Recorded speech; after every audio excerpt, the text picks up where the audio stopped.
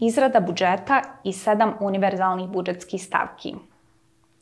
Budžet je tabelarni prikaz troškova koji su neophodni kako bi se projekat uspješno realizovao. Budžet projekta predstavlja sva sredstva neophodna za realizaciju projekta preslikana u troškove, odnosno u novac. Tek kada imamo jasan i u potpunosti definisan plan aktivnosti koji želimo da izvedemo tokom realizacije projekta, možemo se baviti projekcijom troškova koji će proizaći iz tih aktivnosti. I samim tim možemo pristupiti izradi prijedloga budžeta.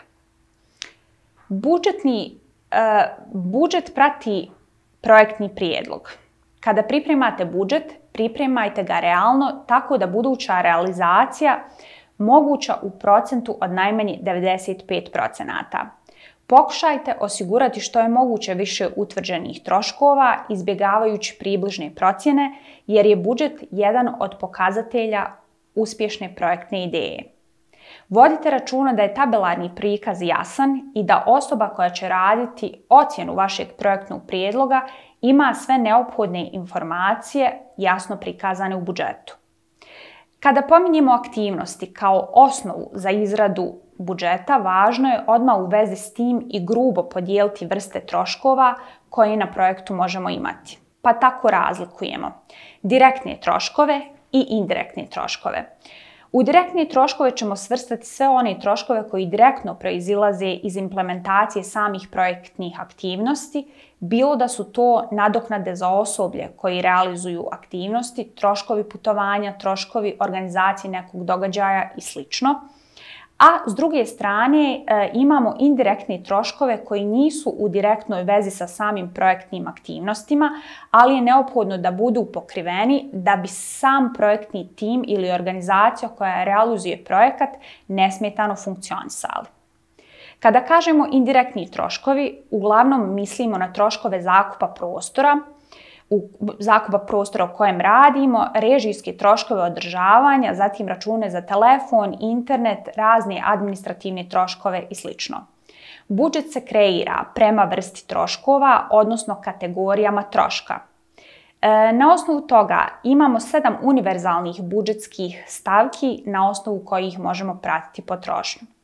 Opis budžetskih stavki treba da bude jasan i detaljan. Prva univerzalna budžetska stavka jesu ljudski resursi. Ljudski resursi uključuju plate za projektni tim koji će realizovati projekat i honorare za osobe koje će biti angažovane na projektu tokom realizacije određenih aktivnosti. Plate i honorari se u budžet upisuju u bruto iznosu i taj iznos se uz odgovarajuću dokumentaciju, odnosno izvode iz banke, platne liste i sl. Pravdaju u izvještaju donatoru. U ovu stavku upisujemo i dnevnice angažovanih na projektu, a sva pravila u vezi sa njihovim isplaćivanjem odredit će donator. Druga budžetska stavka su putni troškovi. Oni obuhvataju troškove goriva koje se za potrebe realizacije projekta dese kada se koristi privatni ili službeni automobil. Zatim karata za prijevoz autobusom, vozom, avionom, isključivo ekonomskom klasom ili drugim sredstvima javnog prijevoza. Treća budžetska linija, odnosno budžetska stavka, jeste oprema i materijali. Oprema koju kupujete uglavnom mora biti nova, osim ako pozivom nije drugačije predviđeno. Vodite računa da oprema mora biti kupljena kroz tendersku proceduru i koja pravila za javnu nabavku se primjenjuju u tom slučaju. Četvrta budžetska linija jesu troškovi kancelarije. To su troškovi kancelarije i režijski troškovi koji se planiraju u budžetu ukoliko ćete otvoriti potpuno novu kancelariju koja će se baviti samo izvedbom tog projekta. U suprotnom, troškove već postojeće kancelarije stavit ćete u kategoriju administrativnih troškova. Broj 5 su administrativni troškovi. To su troškovi zakupa i režijski troškovi već postojeće kancelarije i organizacije.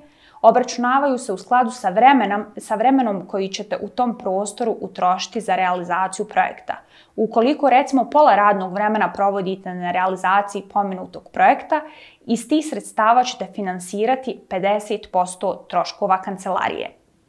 Broj 6 su ostali troškovi. Tu nam uglavnom spadaju troškovi koji uključuju podugovaranje, odnosno angažovanje eksternih lica da realizuju određenu aktivnost ili njen dio. Tako ćete u ovu kategoriju staviti troškove organizacije događaja, izradu dokumenata ili promotivnog materijala, troškove promotivne kampanje, te bilo kakve troškove angažovanja stručnjaka koje niste stavili u kategoriju ljudskih resursa. U ovu kategoriju ćete uvrstiti i trošak eksterne revizije projekta ukoliko isti to zahtijeva. I 7. odnosno posljednja stavka je rezerva za nepredviđene okolnosti.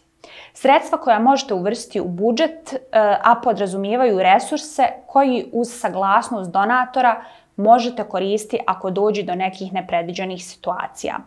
Važno je da znate da model i dokumentacija za pripremu budžeta varira u zavisnosti od donatora do donatora i da se možete sresti sa drugačijom podjelom troškova od ove koju smo naveli, ali to vjerovatno neće biti preveliko odstupanje i moći ćete donekle da se vodite ovim kategorijama prilikom pripreme budžeta.